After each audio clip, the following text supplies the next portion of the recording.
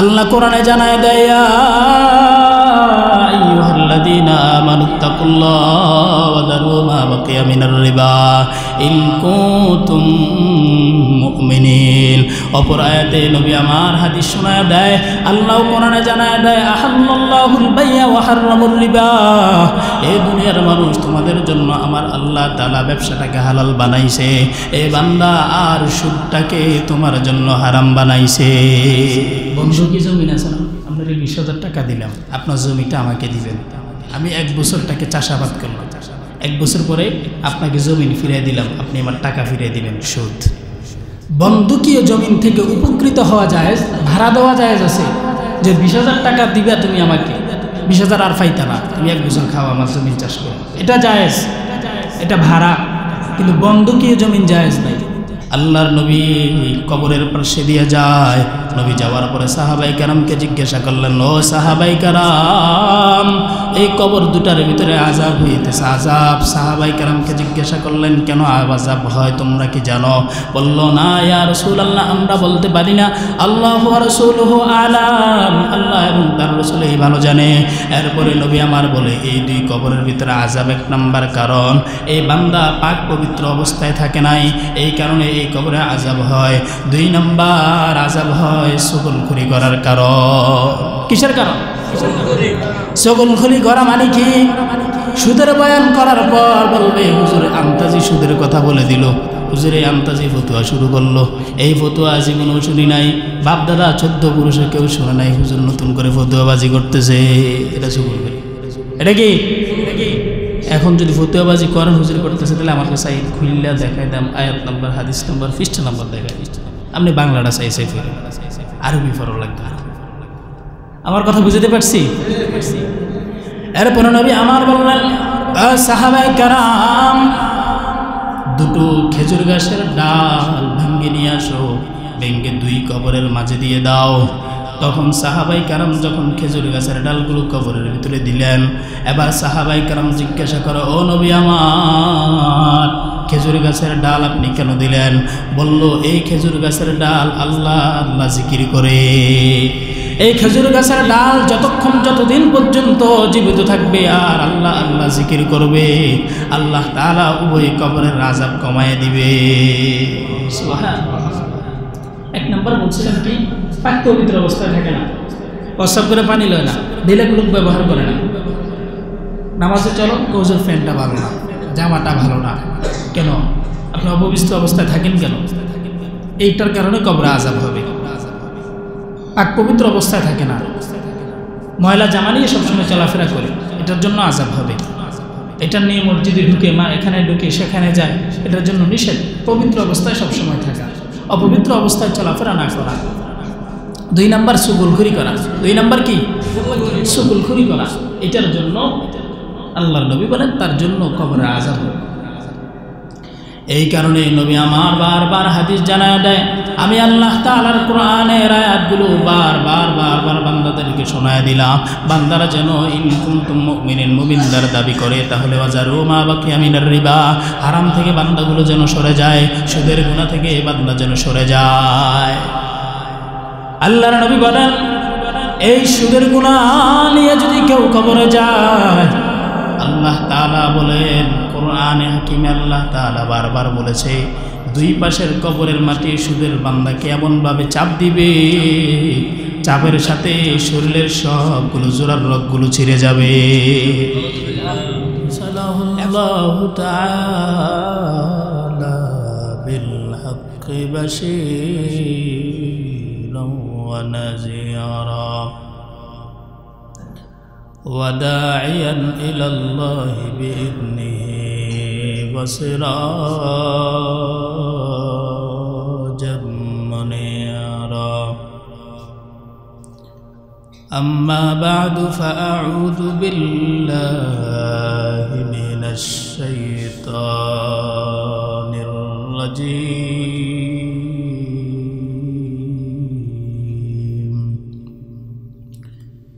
بسم الله الرحمن الرحيم.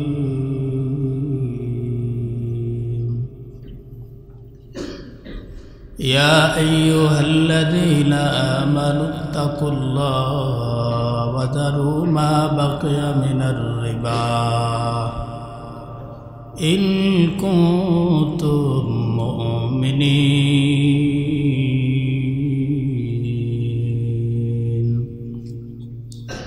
وقال النبي صلى الله عليه وآله وسلم لعن رسول الله صلى الله عليه وآله وسلم آكل الربا وموكله وشاهده وكاتبه. صدق الله مولانا العظيم وصدق رسوله النبي الأمي الكريم ونحن على ذلك من الشاهدين والشاكرين وبشر المحسنين. إن الله وملائكته يصلون على النبي يا أيها الذين آمنوا صلوا عليه وسلموا تسليما. اللهم صل على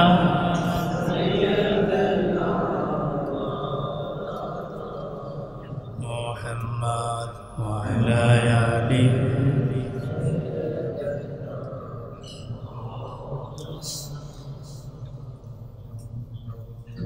दरकशानी ने तेरे कतरों को दरिया कर दिया, दिल को रोशन कर दिया, आँखों को बीना कर दिया। अल्लाहुम्मा सल्ली अला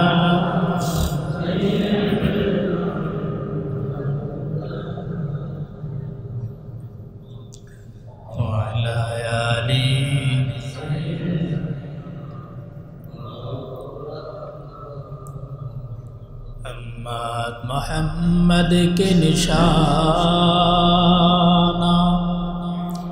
रखो दिल में हमेशा,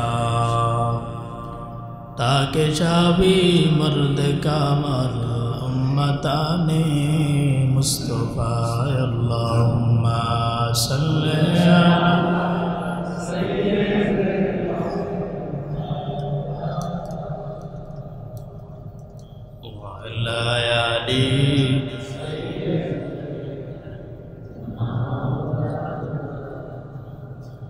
मोहम्मद ने आकर कुफ्र को मिटाया, कुफ्र को मिटाकर सदाकत बताया। बलगल अला बिकमालिही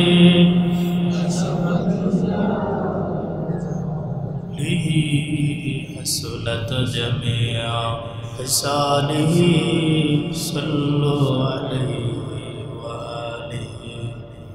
सुब्हानक ला इल्म लना इल्ला मा अल्लमतना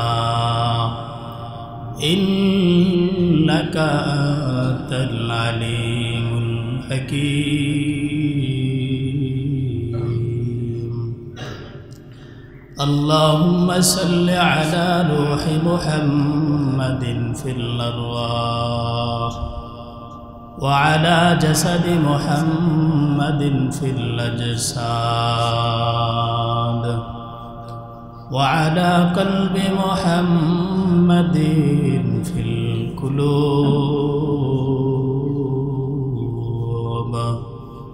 व अला क़ब्रि मुहम्मदिन फिल क़ुबूर। अल्हम्दु लिमन क़द्दर खैरन व क़बालन, अल्हम्दु लिमन क़द्दर खैरन व क़बालन, वश्शुक्रु लिमन सव्वर हुस्नन व जमालन, वश्शुक्रु लिमन सव्वर हुस्नन व जमालन।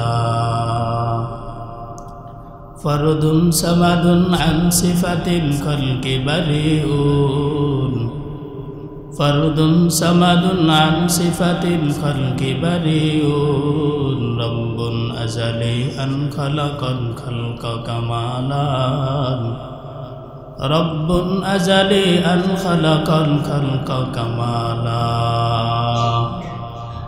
লা দিদ্দা ওয়ালা নিদ্দা ওয়ালা হাদ্দা লিমাওলান লা দিদ্দা ওয়ালা নিদ্দা ওয়ালা হাদ্দা লিমাওলান আনা কামা কানা ওয়ালাম ইয়ালকা জাওয়ালান আল-আনা কামা কানা ওয়ালাম ইয়ালকা জাওয়ালান।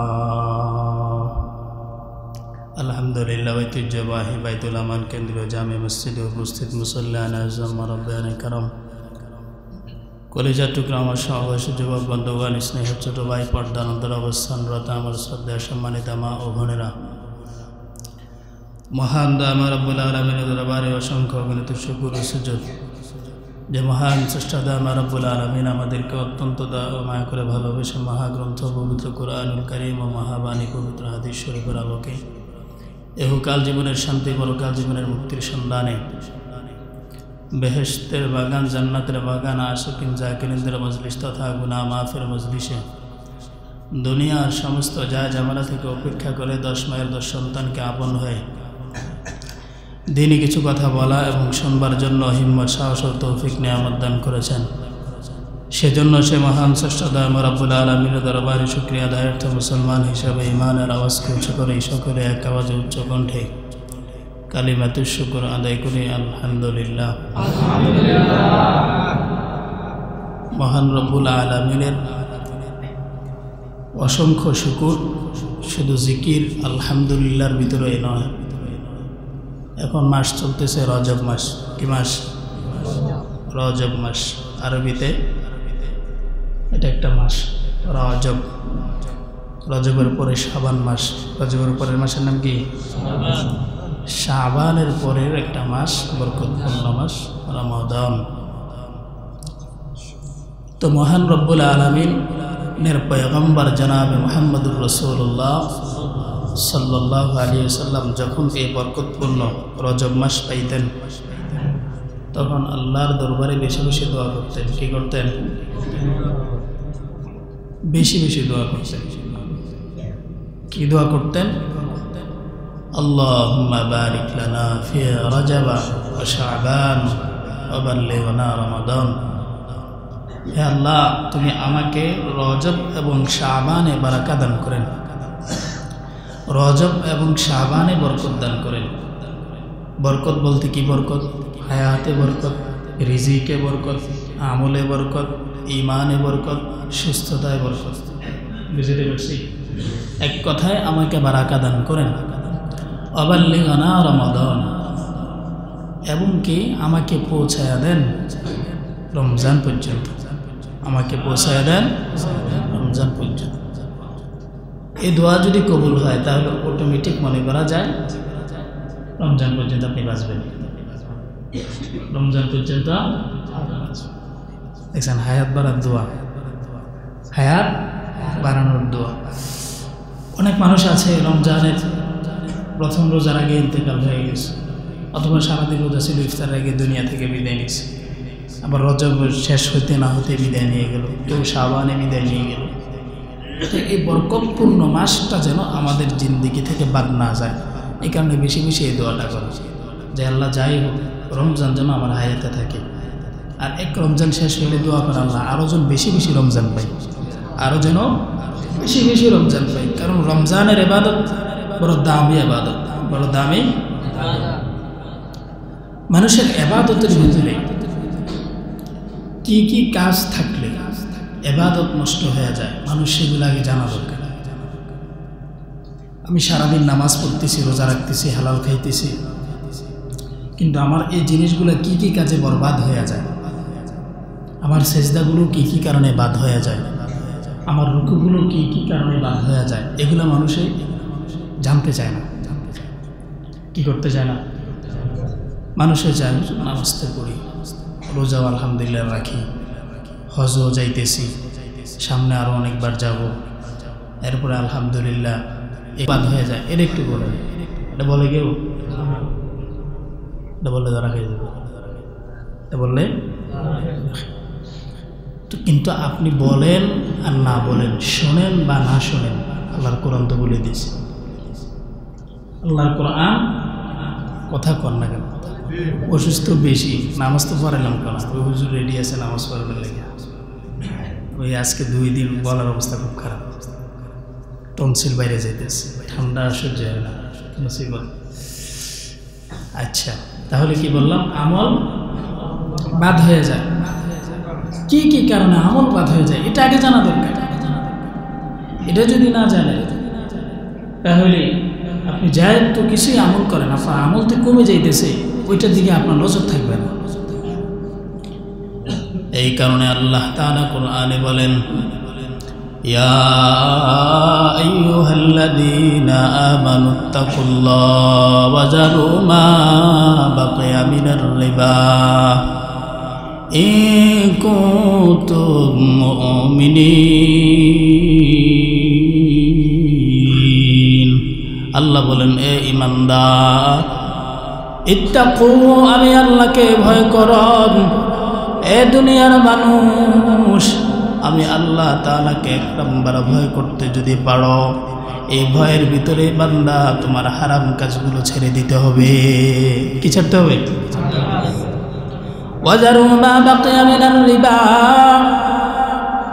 এক নম্বর হারাম বান্দা তোমার অর্থনৈতিক ব্যবস্থায় বান্দা সুদের গুনাহবাদ, সুদ বান্দা ছেড়ে দাও। কি ছেড়ে দাও? কথা বলে রাগ করতে চাই, রাগ করলে না, কোরআনের আয়াত, কোরআনের আয়াত। কিসের আয়াত? সূরা বাকারা 279 নম্বর, 279 খুইলা দেখেন। ওয়াজারু মা বাকিয়া মিনার রিবা, বান্দা সুদ বান্দা ছেড়ে দাও। ইন কুনতুম মুমিনিন, যদি মুমিন হও, যদি মুমিন হও, যদি বিহারবিন মিনাল্লাহি ওয়া রাসূলি, যদি না ছাড়ো, আল্লাহ বলেন 78 বলেন, যদি না ছাড়ো তাহলে বিহারবিন মিনাল্লাহি ওয়া রাসূলি, আল্লাহ এবং তার রাসূলের সাথে যুদ্ধ ঘোষণা করলাম। কি ঘোষণা? যুদ্ধ। ওয়াদারু মা বাকিয়া মিনার রিবা ইন কুনতুম মুমিনিন, যদি বান্দা মুমিন হও তাহলে বান্দা সুদের গুনাহ বান্দা ছেড়ে দাও।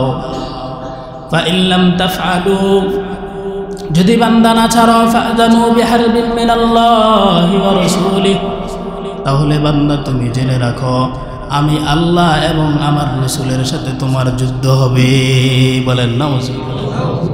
মানে বান্দা কেমন জানি বলো যে ঠিক আছে আল্লাহ তোমার সাথে আমি যুদ্ধ করতে রেডি, তোমার রাসূলের সাথে আমি যুদ্ধ করতে রেডি, মানে তোমার রাসূলেরটাও মানি না, তোমারও মানি না। নাউজুবিল্লাহ। সুদের 1 নম্বর অপরাধ, মনোযোগ দিয়ে শুনুন, 1 নম্বর অপরাধ আল্লাহ এবং তার রাসূলের সাথে যুদ্ধ ঘোষণা করা। 1 নম্বর অপরাধ কি? আল্লাহ এবং তার রাসূলের সাথে যুদ্ধ ঘোষণা করা। সূরা বাকারা আয়াত নম্বর 278। 2 নম্বর অপরাধ, 2 নম্বর অপরাধ কিয়ামতের ময়দানে পাগল অবস্থায় ওঠা। 275 আয়াত নম্বর 275 সূরা বাকারা। কিয়ামতের সময় কিসে অবস্থায় ওঠা? কথা বলে না, পাগল অবস্থায় ওঠা। 3 নম্বর অপরাধ সুদের অপরাধ, আল্লাহ তাআলা আযাব জমিনে বৈধ করা।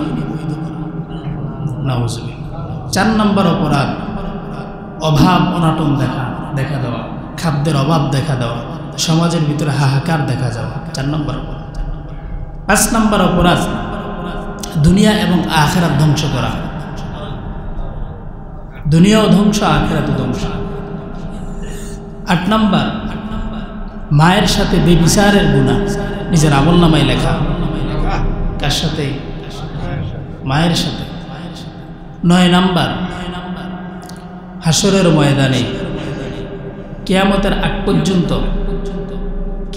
আগ পর্যন্ত মৃত্যুর পর থেকে নিয়ে রক্তের নদীতে সাঁতরানো।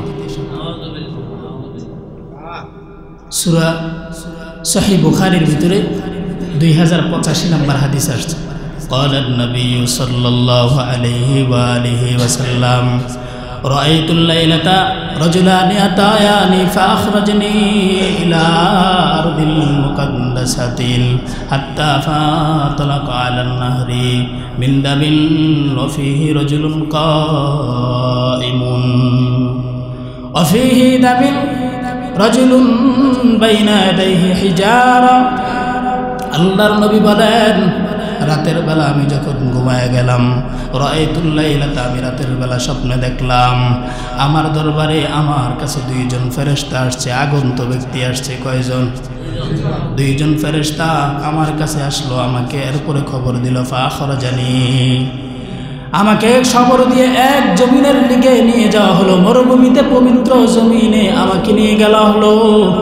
আমি যখন তাদের সাথে সেই জমিনে গেলাম, আমি দেখলাম এখানে একটা আলা ওয়াসাতিন নাহার, একটা নদী আছে। কি আছে? ফীহি রাজুলুন কায়িমুন, ওই নদীর ভিতরে আমি একটা লোককে দেখতে পাইলাম, ওই লোকটা নদীর ভিতরে সাঁতরাইতেছে। ওয়াফি ওয়াসাতিন নাহারি রাজুলুন বাইনা ইয়াদাইহি হিজারা, আর ওই নদীর তীরে আরেকটা ব্যক্তিকে দেখতে পাইলাম, হিজারা বাইনা ইয়াদাইহি হিজারা, তার কাছে অনেকগুলো আমি পাথরের ন্যায় অনেকগুলো বাসবাব দেখতে পাইলাম। নদীর ভিতরে যে বান্দা আছে, সে যখন রক্তের নদী সাঁতরাইতেছিল, বারবার নদীর কিনারায় যেতে চায়, ওই নদীর তীরে থাকা বান্দা একটা পাথর তার মুখের উপরে মারে, সে আবার ফিরে আসে। রক্তের নদী পার হতে পারে না, বারবার চেষ্টা করে, বারবার ফিরে আসে। আল্লাহর নবী বলেন, ফাকুলতু হাযা মা হাযান, আল্লাহর নবী বলেন, আমি তাদেরকে জিজ্ঞাসা করলাম এই বান্দাটাকে, এই লোকটাকে। ফাকাল আল্লাযী রাআইতুহু আফিন নাহরি আকিলুর রিবা, ফেরেশতারা জবাব দেয়, ও নবী, ফাকাল আল্লাযী রাআইতাহু, আপনি যাকে দেখলেন ফিন নাহরি, নদীর ভিতরে, এই বান্দাটা হলো আকিলুর রিবা, সুদখোর। কে? সুদখোর। বারবার রক্তের নদী পার হতে চাচ্ছে, কিন্তু তীরে আরেকজন বান্দা দাঁড়াইছে, পাহাড়, পাথরের পাহাড় নিয়ে।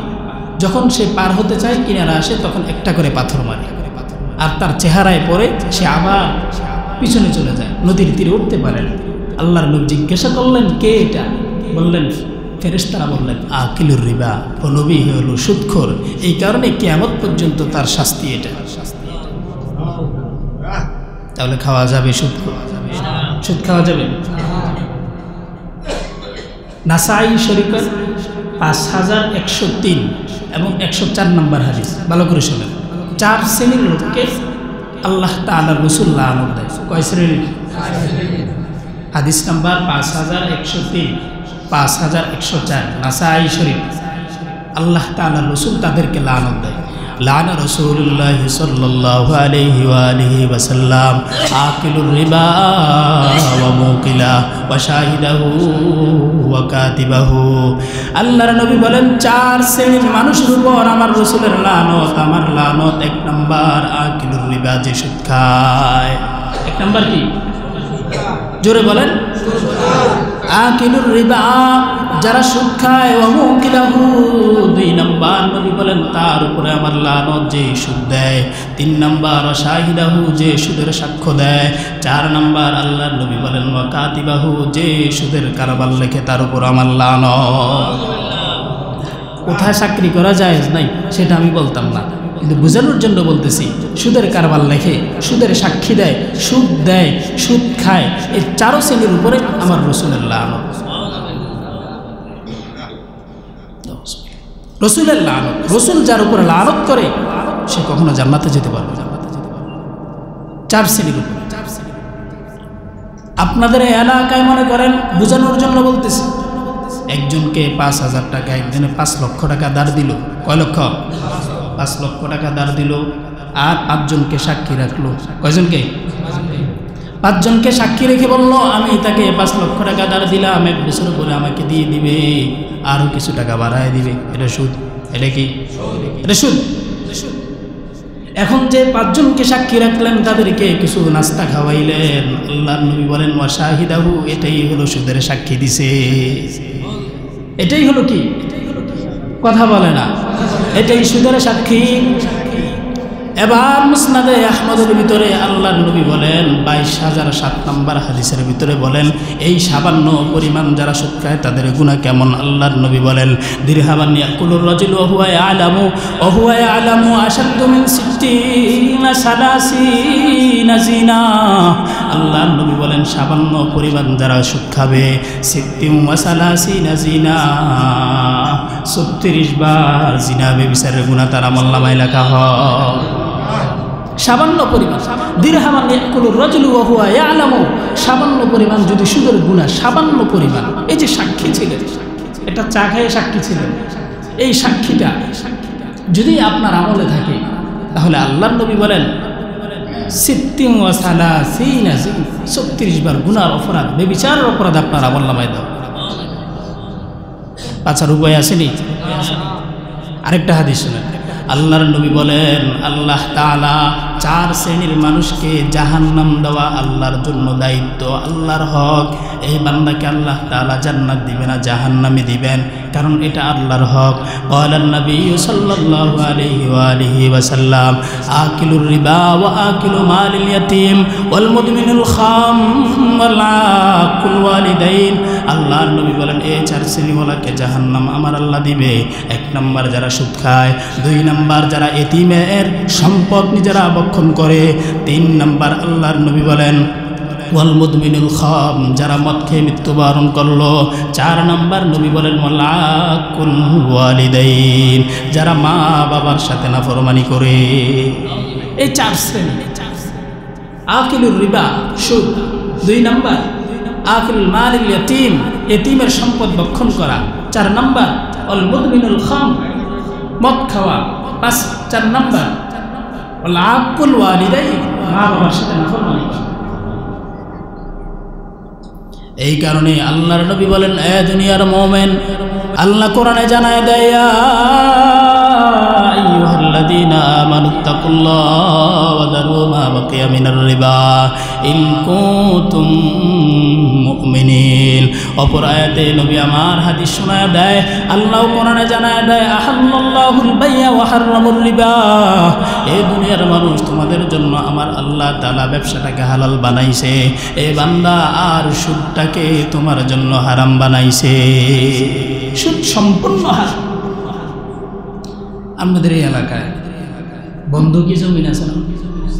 আসেনি? সিস্টেম কি? আমরা 20,000 টাকা দিলাম, আপনার জমিটা আমাকে দিবেন, আমি 1 বছর টাকে চাষাবাদ করলাম, 1 বছর পরে আপনাকে জমিন ফিরিয়ে দিলাম, আপনি আমার টাকা ফিরিয়ে দিবেন। সুদ কি? কথা কয় না, সুদ। বন্ধকীয় জমিন থেকে উপকৃত হওয়া জায়েজ না, ভাড়া দেওয়া জায়েজ আছে, যে 20,000 টাকা দিবা তুমি আমাকে, 20,000 আর পাইতা না, তুমি 1 বছর খাও আমার জমিন চাষ করে, এটা জায়েজ, এটা ভাড়া। কিন্তু বন্ধকীয় জমিন জায়েজ নাই। আমার কথা বুঝতে পারছি? সম্পূর্ণ হারাম, সম্পূর্ণ হারাম। যদি না বাঁচেন এর থেকে জাহান্নাম, সরাসরি কোরআনের আয়াত। আল্লাহর নবী কবরের পাশে দিয়ে যায়, নবী যাওয়ার পরে সাহাবাই কেরামকে জিজ্ঞাসা করলেন, ও সাহাবাই কেরাম, এই কবর দুটার ভিতরে আযাব হইতেছে, আযাব। সাহাবাই কেরামকে জিজ্ঞাসা করলেন, কেন আযাব হয় তোমরা কি জানো? বলল, না ইয়া রাসূলুল্লাহ, আমরা বলতে পারি না, আল্লাহু ওয়া রাসূলুহু আলাম, আল্লাহ এবং তার রাসূল এই ভালো জানে। এরপরে নবী আমার বলে, এই 2 কবরের ভিতরে আযাব 1 নাম্বার কারণ এই বান্দা পাক পবিত্র অবস্থায় থাকে নাই, এই কারণে এই কবরে আযাব হয়। 2 নাম্বার আযাব হয় চগলখড়ি করার কারণ। কিসের কারণ? চগলখড়ি করা মানে কি? সুদের বয়ান করার পর বলবে হুজুর আন্তাজি সুদের কথা বলে দিল, হুজুরে আন্তাজি ফতুয়া শুরু করলো, এই ফতুয়া জীবনেও শুনি নাই, বাপ দাদা 14 পুরুষে কেউ শোনে নাই, হুজুর নতুন করে ফতুয়াবাজি করতেছে, এটা চগলখড়ি। এটা কি? এখন যদি ফতুয়াবাজি করেন হুজুর করতেছে, তাহলে আমার কাছে খুললা দেখাই দাম, আয়াত নাম্বার, হাদিস নাম্বার, পৃষ্ঠা নাম্বার দেখাই, আপনি বাংলাটা চাই ফেরেন, আরবি ফরো লাগবে। আমার কথা বুঝতে পারছি? এরপরে নবী আমার বললেন, সাহাবায়ে কেরাম, দুটো খেজুর গাছের ডাল ভেঙে নিয়ে আসো, ভেঙে দুই কবরের মাঝে দিয়ে দাও। তখন সাহাবাই কারাম যখন খেজুর গাছের ডালগুলো কবরের ভিতরে দিলেন, এবার সাহাবাই কারাম জিজ্ঞাসা করো, ও নবী আমার, খেজুর গাছের ডাল আপনি কেন দিলেন? বলল, এই খেজুর গাছের ডাল আল্লাহ আল্লাহ জিকির করে। এই খেজুর গাছের ডাল যতদিন পর্যন্ত জীবিত থাকবে আর আল্লাহ আল্লাহ জিকির করবে, আল্লাহ তাআলা উভয় কবরের আযাব কমায় দিবে। সুবহানাল্লাহ। এক নম্বর বলছিলাম কি, পাক পবিত্র অবস্থায় থাকে না, প্রস্রাব করে পানি লয় না, দিলে লোক ব্যবহার করে না। নামাজে চলো, হুজুর ফ্যানটা ভালো না, জামাটা ভালো না, কেন আপনি অপবিত্র অবস্থায় থাকেন কেন? এইটার কারণে কবরে আযাব হবে। পাক পবিত্র অবস্থায় থাকে না, ময়লা জামা নিয়ে সবসময় চলাফেরা করে, এটার জন্য আযাব হবে।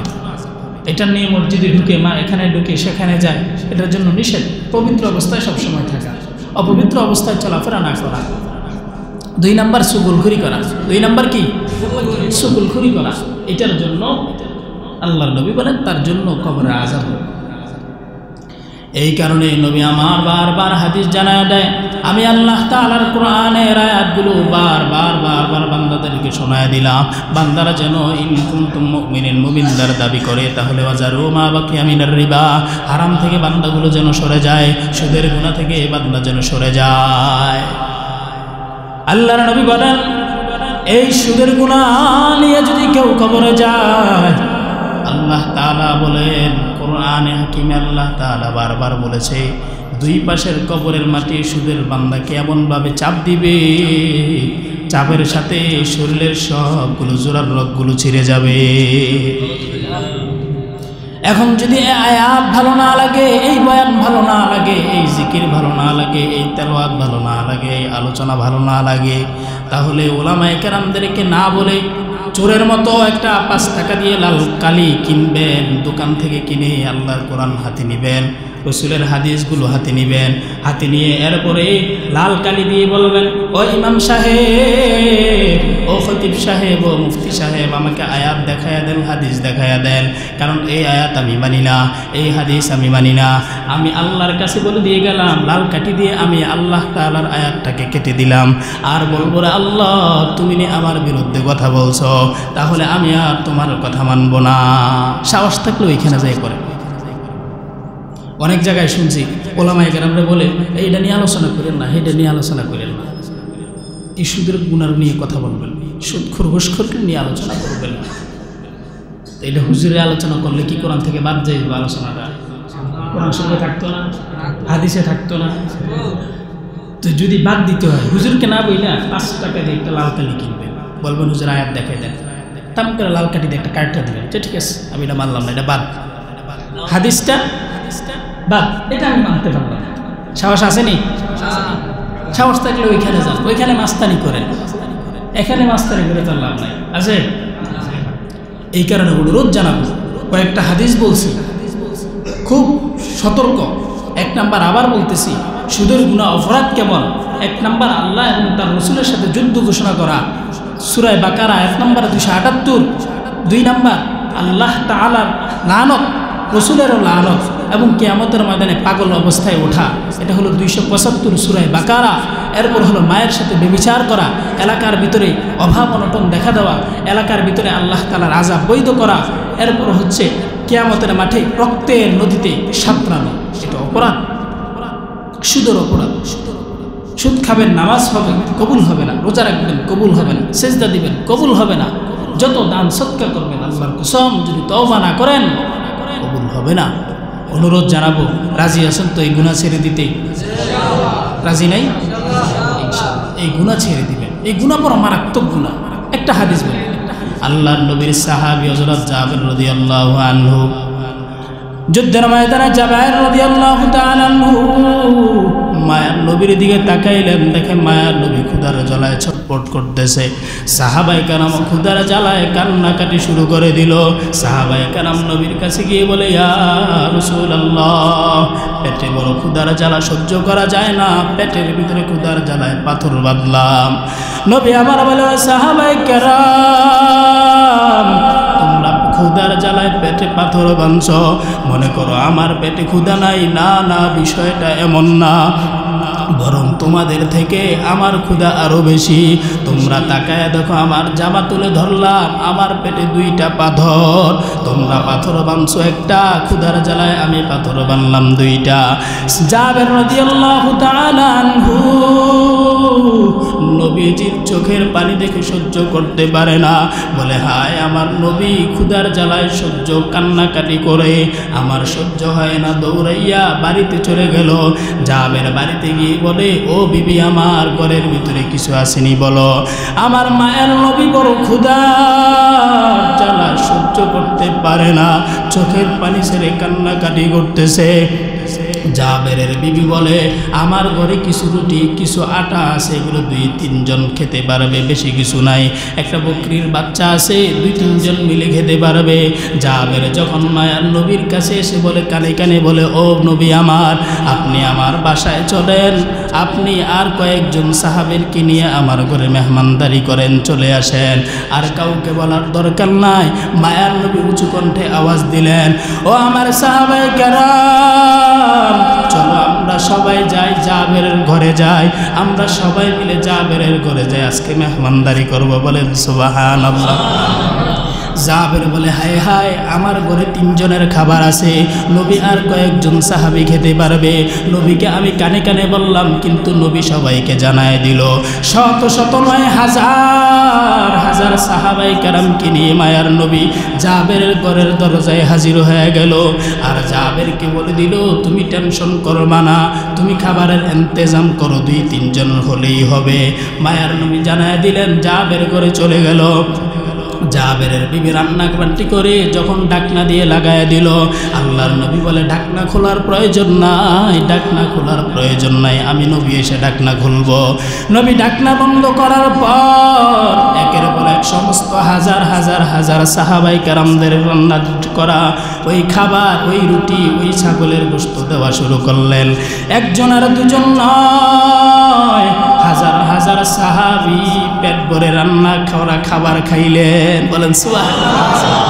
এরপরে মায়ার নবী যখন সবাইকে রান্না করা খাবারটা দিয়ে দিলেন, এরপরে জাবেরকে বললেন, যাও এবার তোমরা মিলে তোমার বাড়িতে যা আছে তারা রান্না করে খাও। জাবের বলে, আমি তাকায় দেখলাম 4 জনের খাবার, হাজার সাহাবায়ে কেরাম রাসূলের কথায় খাইলো। এরপর আমি তাকায় দেখলাম, যখন পাতিলটাকে খুললাম, দেখলাম ওই যে 4 জনের খাবার প্রথম দিছি, হুবহুবে 4 জনের খাবারে দিছি। আর সমস্ত সাহাবায়ে কেরাম বলে যে আমরা এত বেশি পেট ভরে খাইছি, আমরা মনে হয় এত পেট ভরে তৃপ্তি সহকারে আর কোনোদিন খাইনি। গীতা হারাম খাইছে, হালাল খাইছে, হালাল বরকত। হালালে কি বরকত, হারাম নাই। হারাম যদি থাকে এই কারণে বরকত নাই। 70,000 টাকা দিয়ে মাসে হয় না, 40,000 টাকা দিয়ে হয় না। আমারও 2,000 টাকা দিলে মাসে হয়ে যাবে। চ্যালেঞ্জ করেন আমার লাগে, 2,000 টাকা দিলে চ্যালেঞ্জ, যদি টাকাটা হালাল দেন 2,000 টাকা আমার দিয়ে। হালালে বরকত। কুকুরে বাচ্চা দেয় কয়টা? এই কথা কয় না। গরু বাচ্চা দেয় কয়টা? একটু চিন্তা করেছেন, পৃথিবীতে কয়জনের কুকুর জবাই করছে আর কোটি কোটি গরু জবাই হইতেছে, এরপরও পৃথিবীতে একটা গরুর অভাব নাই, কুকুরের অভাব। কারণ কি? এটা হালাল, হালালে আল্লাহ তাআলা বরকত দিতেছে। পৃথিবীর কোটি কোটি গরু জবাই হইতেছে, এরপরে গরুর অভাব নাই, একটা কুকুরের অভাব। অথচ গরু বাচ্চা দিছে একটা, কুকুরে বাচ্চা দিছে 7টা 10টা। এরপর মানুষ বোঝে না, এরপরও বোঝে না। আল্লাহ তাআলা আমাদের সবাইকে এই কথাগুলোর উপরে মেনে চলার তৌফিক দান করুক।